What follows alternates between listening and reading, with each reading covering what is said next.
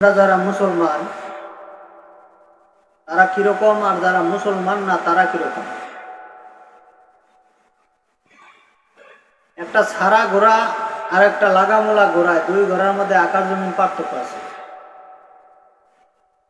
একটা ঘোড়ার লাগাম নাই, এই ঘোড়ার মধ্যে উঠতে যদি কোনো মানুষ কোথাও যাবার চাক ঘোড়ার মন মতলবই তারে নিবে।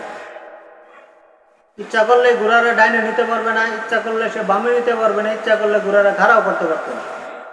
কেন? লাগাম ছাড়া ঘোড়া। এর নিজের ইচ্ছায় ঘোড়ার নিজের ইচ্ছায় সে যে দিকে নিয়ে দিকে লয়ে যাবো। আর যদি ঘোড়াটা লাগাম থাকে তাহলে মালিক ইচ্ছা করলে ঘোড়াটারে ডাইনে নিতে পারবে, ইচ্ছা করলে বামে নিতে পারবে, ইচ্ছা করলে খাড়া করতে পারবে, কারণ ঘোড়া লাগাম লাগাই গেছে। যারা ইহুদি খ্রিস্টান হিন্দু বৌদ্ধ এবং যে সমস্ত মুসলমান কালিমা পড়ছে, শরীয়তের বিধিবিধানের দাঁড় ধারে না, হালাল হারামের দাঁড় ধারে না, তাদের সাথে আর ইহুদি খ্রিস্টানের সাথে কোনো পার্থক্য নাই। এক, কারণ ওই যে লাগাম ছাড়া ঘোরার মতো। ইহুদি খ্রিস্টানও ইমান আনছে না, শরীয়তের কোনো দাঁড় ধারে না। হ্যাঁ, ইমান আনার পরেও শরীয়তের কোনো দাঁড় ধারে না, হ্যাঁ তো হ্যার ভাবেই চলবে। কিন্তু প্রকৃত ক্ষেত্রে সে কালিমা পড়ছে, মুসলমান হয়েছে, তার হইতেইব লাগামুলা ঘোরার মতন। লাগাম ছাড়া ঘোরার মতন এই মুসলমান চলতে পারবে না আমার ভাই। কেন? আল্লাহ তাআলা কি আদেশ করছে তা মানু লাগবো, কি নিষেধ করছে তা বর্জন করুন লাগবো। আমার জীবনে যা কিছু করি না কেন, ঘুমের থেকে শুরু করিয়া, খাওয়ার থেকে শুরু করিয়া, গোসল থেকে শুরু করিয়া, ব্যবসা বাণিজ্য থেকে শুরু করিয়া, পায়না প্রস্রাব করার থেকে শুরু করিয়া, যাবি তো যা কিছু করি, জায়েজ না জায়েজ বুঝে শূন্য পরে আমার ওটি করতে হইব যে এটি কি নবীর তরিকায় করতেছি না নবীর তরিকার বাইরে করতেছি, জায়েজ পন্থায় করতেছি না না জায়েজ পন্থায় করতেছি। আমার আপনার বুঝতে হইব। কেন? আমি কালিমা পড়ছি, আমি ইহুদি খ্রিস্টানের সাথে তাল মিলাইলে চলতো না। আর যারা ইহুদি খ্রিস্টানের সাথে তাল মিলাইতেছে, যে সমস্ত মুসলমানরা, তারা ঠিক আল্লাহ পাকের আদেশ মানতেছে না, নিষেধ মানতেছে না, মন গড়া চলতেছে, তাদের জন্য রয়ে গেছে জাহান্নাম। তারা জাহান্নামের আগুনে জ্বলবে, তারা জান্নাত পাইতো না। আল্লাহ রসুল উদাহরণ দিয়ে বুঝাইতেছেন যে আবু জাহেল কেন কালিমা পড়লো না, বুঝ্য শূন্য পড়ছে না। আবু লাহাব কেন কালিমা পড়ছে না, বুঝ্য শূন্য পড়ছে না। কেন? যে আমাদের দরকার হলো নেতাগিরি করা, আমাদের দরকার হইলো রাষ্ট্র চালানি, আমাদের দরকার হইলো মানুষের সামনে ক্ষমতা দেয়নি। কালিমা পড়লে তো নবীর তরিকায় চলবার যায়, তো আল্লাহর বিধিবিধান মানতে যায়, তো আমরা নেতাগিরি করতে পারবো না, ইচ্ছা স্বাধীন জীবন যেরকম চালাইন লাগে এরকম চালাইতে পারবো না। এই জন্য তারা কালিমা পড়ছে না। যে আমরা তো লাগামোলা ঘোরার মতন হয়ে যাবো, আর এখন তো আমরা লাগাম ছাড়া ঘোরার মতন যা ইচ্ছা তাই করতে পারবো, বাধা কেউ দিতে পারবে না। আর কালিমাটা পড়লেই তো লাগামোলা ঘোরার মতন হয়ে যাবো। কাজে আমার শরীয়তের একটা মাপকাঠির ভিতরে চলতে হইব, না চললে এই মুসলমানের দাম নাই। যদি সে শরীয়তের বিধিবিধান না মানে, নবীর তরিকায় না জীবন চলা, তাহলে এই মুসলমানের তার কোনো দাম নাই। আমার ভাইয়েরা, আপনাদেরকে আমি যে কথাটা বুঝাইতে চাইতেছি যে আপনার আমার কাছে সরকার একটা ভোট পাইত, হ্যাঁ এটা সত্য, এটা অধিকার, এটা দিতে হবে, কিন্তু এটা কি আপনার শরীয়ত একটা মাপকাঠি দিছে, এই ভোট আপনি কাকে দিবেন? দিলে আল্লাহ তাআলার কাছে আপনি অপরাধী হইতেন না, নবীর কাছে আপনি অপরাধী হইতেন না। এই ভোট আপনার বুঝে শুনে দিতে হবে।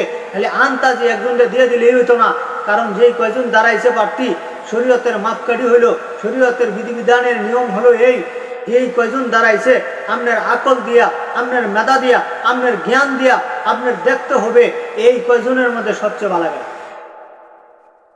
যদি দেখেন এই কয়জনের মধ্যে একজনও ভালো না, সবটি খারাপ, আল্লাহর হকই মানে না, আল্লাহর হক আদায় করে না, নবীর তরিকায় চলে না। যে আল্লাহর হক আদায় করে না, নবীর তরিকায় চলে না, সে মানুষের হক কি করে আদায় করবে? মানুষের সেবা যত্ন সে কি করে অন্তর থেকে করবে? কি করে সে মানুষের সাথে এরকম সম্পর্ক বজায় রাখবে? মানুষের সাথে সে আটপারি বাটপারি লুচ্চামি বদমাইশি সে করবেই, অন্যায় অপরাধ করবেই। যে আল্লাহর হকই আদায় করে না, সে মানুষের হক কি করে আদায় করবে? এই কারণে যারা যে প্রার্থী দাঁড়াইছে, ব্যক্তি যদি খারাপ থাকে তখনও আপনার ভোট দিতে হইব।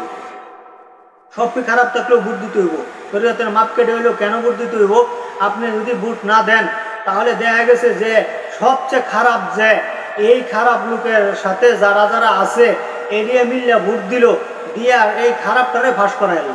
সবচেয়ে খারাপটা ফাঁস হয়ে গেল।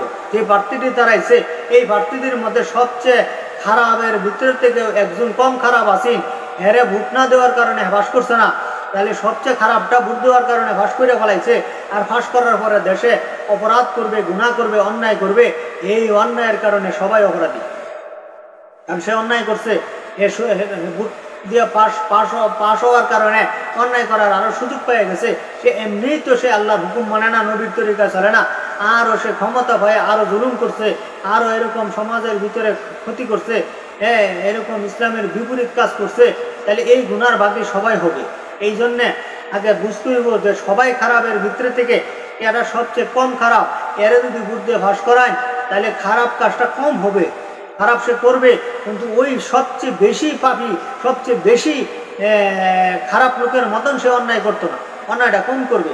আর যদি এমনটা পায় আলাইন যে সবটি খারাপের ভিতরে থেকে একজন লোক ভালো আছে, তো আলহামদুলিল্লাহ।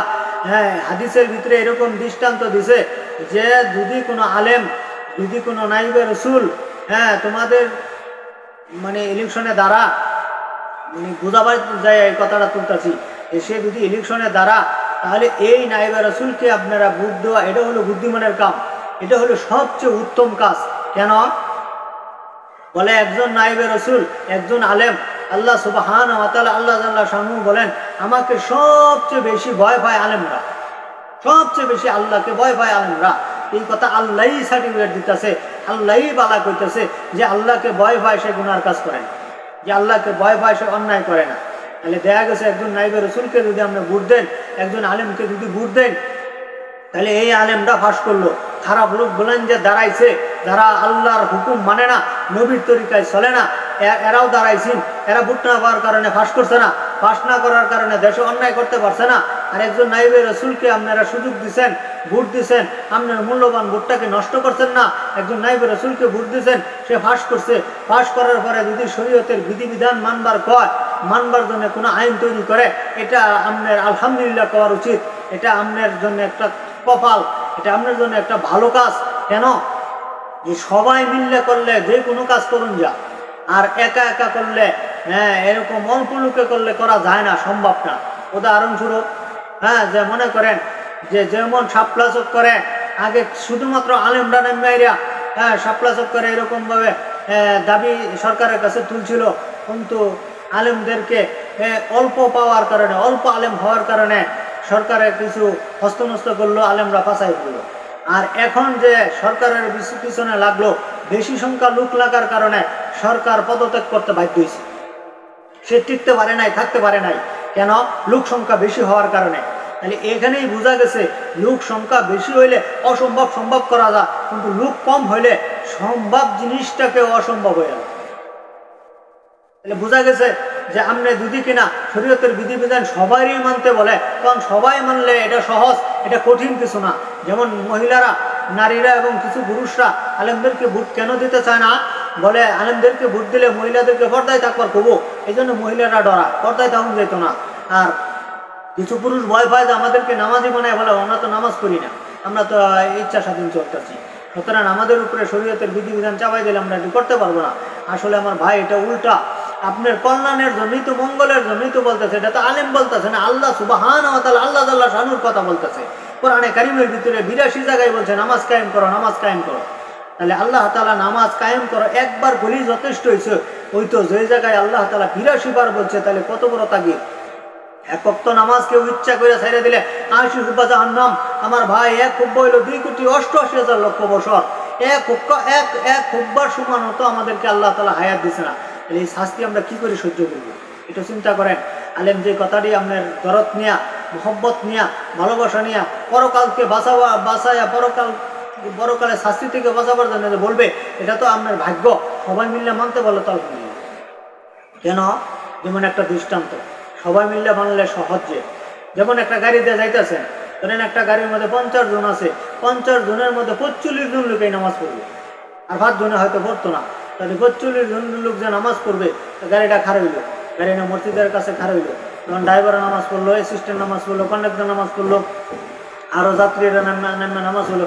এই 5 জনে আজকা পড়লো না, কালকা এই 5 জনে করবো না রে, এরা পরে আমরা খামাখা হুদায় বয়ে থাকবো, কারণটা কি আমরাও ঘুরে আলাই।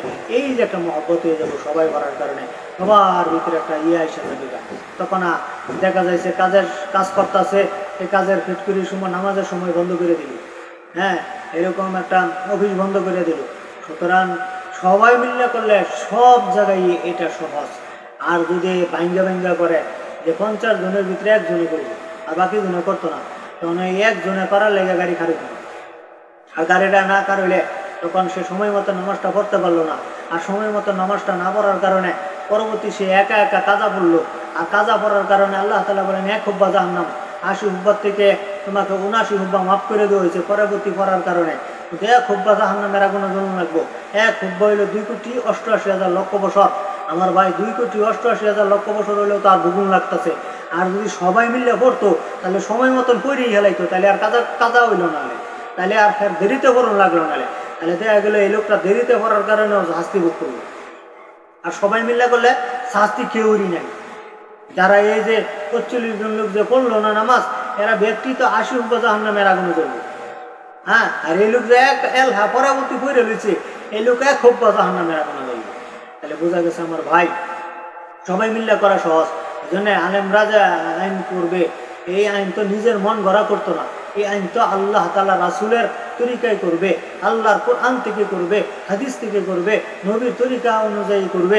এটা মানা সহজ আমার ভাই, কঠিন না। হ্যাঁ, দুনিয়াটা আল্লাহ তাআলা বলতেছে ইমানদারের জন্য জেলখানা। আর জেলখানায় কি মানুষ শান্তিতে থাকে? বাড়ির মতন থাকে? জেলখানা তো কষ্ট হবেই। তাহলে দুনিয়াতে কষ্ট করেন, আখিরাতে চিরস্থায়ী জান্নাতের মধ্যে নাইজ নিয়ামত ভোগ করেন। চিরস্থায়ী আল্লাহ তাআলা বিশাল নাইজ নিয়ামত জান্নাতে ওভেন বানায় থই দিছে। আল্লাহ তাআলা বলতেছে প্রত্যেকটা লোকের জন্য জান্নাত বানানো, কিন্তু সবাই নিতে পারবে না। সবাই নিতে পারবে না জান্নাত। না নিতে পারার কারণে সবাই আল্লাহ জান্নাত দিত না। আর যারা জান্নাত পাইল না অনন্তকাল, তারা তো পাইছেই না। আর যারা পাইছে এদেরকে আল্লাহ তাআলা বলবে নিজের জান্নাত তো পাইছেই। যারা জান্নাতে আসতে পারলো না, তাদের জান্নাতটা পতিত করে থাকতো না অনন্তকাল, এই তাদের জান্নাতটাও তোমাদেরকে আমি হাদিয়া স্বরূপ দিয়ে দিলাম। সুবহানাল্লাহ। তাহলে যারা পাইছে দেন তারা আরো ডবল হইতেছে, আর যারা পাইছে না তারা কোনোদিনও জবা হইতে না। তাহলে বোঝা গেছে সবাই মিলে মানা সহজ। এই জন্য মা বোনদেরকে অনুরোধ করবো, আপনারা এক ছাড়া যদি কোনো ওলামায়ে কেরাম ইলেকশনে দ্বারা এক ছাড়া আপনারা ভোট দেন, নিঃসন্দেহে ভোট দেন। যদি এর ভোট দেওয়ার পরেও এই আলেম যদি দুনিয়াদারি লুবিও হয়ে যায়, কোনো অন্যায় অপরাধও করে, শরীয়তের বিধিবিধান যদি না মানা, নিজের মন গড়াই যদি জীবন চালা, তাহলে আল্লাহ সুবহানাহু ওয়া তাআলা আল্লাহ তাআলা শানুর কাছে আপনি বলতে পারবেন, আয় আল্লাহ সবচেয়ে ভালো মানুষ মনে করে তারে দিছি, এর চেয়ে ভালো আর আসিন না। যারা ইলেকশনে দাঁড়াইছি, আমরা আমাদের দায়িত্ব ঠিক মতনে পালন করছি, সে তার দায়িত্ব ঠিক মতনে পালন করে নাই, এই জন্য সে অপরাধী, আমরা অপরাধী। যদি সে এরকম করে, আশা করি এরকম কোনো আলেম করবে না। সে শরীয়তের বিধিবিধান নিজেও মানবে, আমাদেরকেও মানাবো। আর এটা আমাদের জন্য এটা মানে খুব আনন্দের কথা, খুশির খবর যে যে সবাই মিললে মানা সহজ। যেমন রমজান মাসে যেরকম আমল বাইরে যা, রমজান ছাড়া এরকম আমল বাড়ে না। রমজানে আমল বাড়ে কেন? যে অনেকে বেশি সংখ্যা লোকেরা করার কারণে সবার সাথে সাথে মিলে করা সহজ হয়। আর রমজানের বাহিরে সবাই করা বন্ধ করে দেয়, এই জন্য একা একা মনে হচ্ছে না, তখন আমল বাড়ে না, তখন আমল কমে। রমজানের বাহিরে আমল কমে আর রমজানে আমল বাড়ে।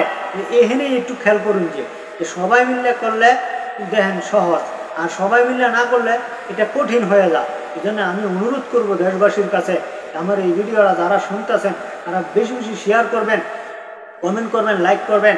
কেন আমি এটা আমার সার্থকের কারণে বলতেছি না, জাহান্নামের আগুন থেকে প্রত্যেকটা লোক বাঁচার জন্য এই কথা আমার ভাই বলতেছি। আল্লাহ আহকামুল হাকিম আল্লাহ সুবহানাহু ওয়া তাআলা আল্লাহ তাআলা শানুর কাছে যেন আমরা কেউ অপরাধী না হই, আমরা যেন নির্দোষ হইতে পারি, আমরা যেন নিষ্পাপ হইতে পারি, আমরা যেন এরকমভাবে আল্লাহ তাআলার সামনে বিনা হিসাবে জান্নাতে যেতে পারি। এই দরদ নিয়ে ভাই এই বয়ানটা আপনাদের সামনে আমি করলাম। আপনারা ভালো একটা মানুষকে ভোট দেন, শরীয়তের বিধিবিধানের ভিতরের মাপকাঠির ভিতরেই আমি এই বয়ানটা করছি, এর বাহিরে আমি করি নাই, কোনো স্বার্থকে আমি করি নাই। কেন একটু লক্ষ্য করেন যে সবচেয়ে খারাপের ভিতরে সবটি যদি খারাপ থাকে, এর চেয়ে কম খারাপ এর বুদ্ধি বের করতেছি যে তাইলে অন্যায় অপরাধটা কম হবে। আর সব মানুষের থেকে একজন যদি আপনি ভালো পায় আলাইন, তাহলে তারে আপনি যদি ভোট না দেন, আপনার ভোটটা আপনি সঠিক রাস্তায় না দেওয়ার কারণে যত অন্যায় অপরাধ হবে, যত গুনার কাজ হবে, আপনার আমল নামায় যাবে, আল্লাহ তাআলার কাছে আপনি জবাব দিতে পারবে না। এই জন্য আপনার এই ভোট আপনি না দিলেও অপরাধী, দিলেও অপরাধী। কেন? যদি আপনি শরীয়তের মাপকাঠির ভিতরে ভোটটা আপনি না দেন তাহলে আপনি অপরাধী, আর যদি শরীয়তের বিধিবিধানের মাপকাঠির ভিতরে আপনি ভোট দেন আল্লাহ তাআলার কাছে আপনি দামি। কেন? যে আপনি একজন নাইবে রাসূলকে, একজন ভালো মানুষকে পায়া হেরিয়া আপনি যদি ভোট দেন সঠিকভাবে, জায়েজভাবে, একবারে সাচ্চা নির্ভেজালে আপনি ভোটটা দিলেন, এর ভিতরে কোনো সন্দেহ নাই আল্লাহ তাআলার কাছে আপনি বাঁচতে পারবেন। আর যদি এমনটা হয় যে সে নিজে শরীয়তের বিধিবিধান মানে না, আপনি জানেন যে সে ইসলামের কোনো আইন পাশ করবে না, ইসলামের উপরে আমাদেরকে চালাবে না, এমন লোককে ভোট দিলেন, তাহলে আপনি নিজেও ইসলামের বিধিবিধানের উপরে চললেন না, যাকে ভোট দিচ্ছেন হেও চললো না, আরো লক্ষ লক্ষ মানুষ এর সাথে থেকে ওঠা বসা করলো, হেরাও ইসলামের বিধিবিধান মানলো না। তাহলে আপনি আমার একদিন দুনিয়া ছাড়তেই হবে, মৃত্যু হবেই, মৃত্যুর পরে কবরে আমি আপনি অপরাধী হয়ে যাব। এই জন্য আল্লাহ তাআলা বলতেছেন যে তোমরা যার যেই ক্ষমতা আছে এই ক্ষমতার হিসাব আল্লাহ তাআলার কাছে দিতে হবে। আমার ক্ষমতা, আমার একটা ভোট পাইলেই সে ফাঁস করব, নাইলে ফাঁস করতে পারবে না। আমার এই একটা ক্ষমতা, আমার ভোটের দ্বারাই সে সরকার হয়, আমি ভোট না দিলে সে হইতে পারবে না। তাহলে আমার ভোটের দ্বারাই যত হবে, তাহলে আমি একটা ভালো মানুষেরই সরকার বানাই, একজন ভালোকেই আমি সরকার বানাই। কারণ সে তো ভোট পাস না করলে সরকার হইতে পারবে না, তাহলে পাস না করলে যত হইতেই পারবে না। তাহলে আমরা সবাই মিললে ভালো মানুষেরই ভোট দিয়ে পাস করাইয়া সরকার বানাই, যাতে আল্লাহ পাকের কাছে জবাব দিতে পারি। আর সবাই মিললে যদি একজন খারাপ লোকেরই ভোট দিয়ে পাস করাই, আর খারাপ লোকের পাস করানোর কারণে হেও গুণা করে যে অন্যায় হবো, আমি গুণা না করেও হে অন্যায় হবো, কারণ আমি খারাপ দিচ্ছি, এরকমভাবে সরকার বানাইছি। এই জন্য আমার এই ভিডিওটা শোনার পরে কেউ কষ্ট পাবেন না, কেউ এরকম মন্তব্য করবেন না। আমি আপনাদেরকে দরদ নিয়ে হাসরের ময়দানে বিপদ থেকে বাঁচাবার জন্য এই কথাটি বলছি।